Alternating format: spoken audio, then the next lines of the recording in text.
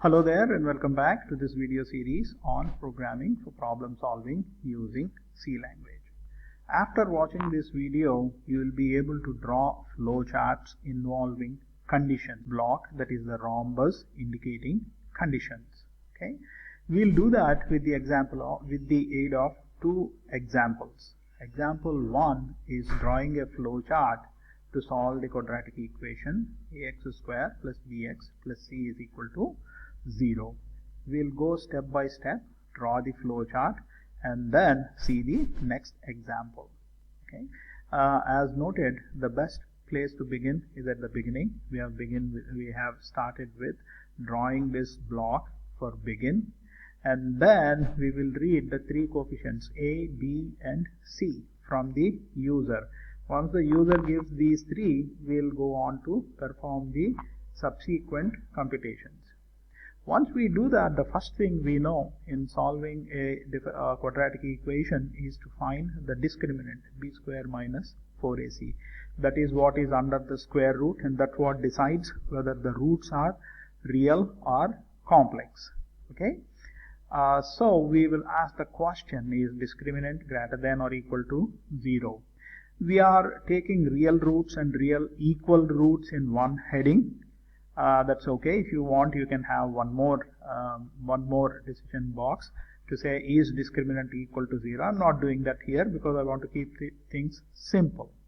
So depending on the answer to this question, you have a yes road and a no road. We'll go along this yes road.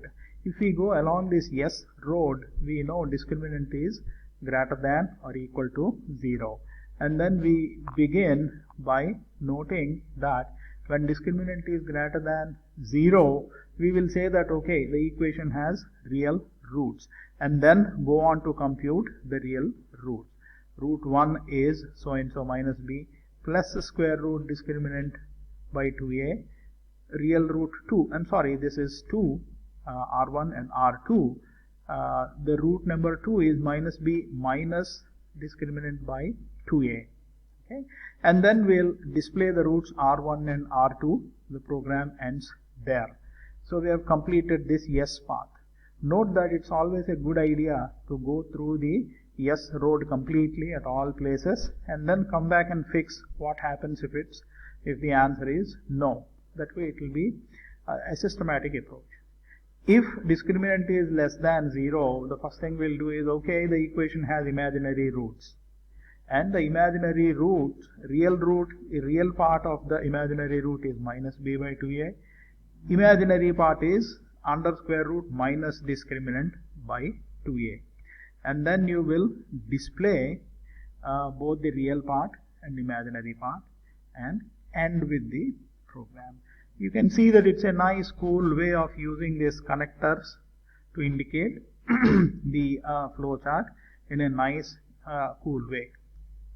We will see one more problem, that is drawing a flowchart to pick the maximum value from three given numbers. The moment three numbers are given to you, you intuitively pick. For example, I tell you 3, 34 and 21.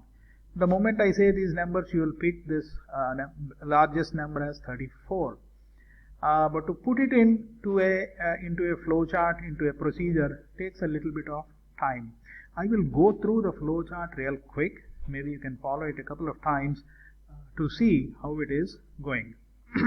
Again, we'll begin at the best possible place, that is at the begin block, and then we'll read three numbers a, b, c. And then we decide, we take two numbers a and b and compare them and ask the question, is a greater than b? If the answer is yes or answer is no, there is no midway. Either the answer is yes or the answer is no. We'll go along the yes path. If we go along yes path, so far the biggest number is a, because a is greater than b.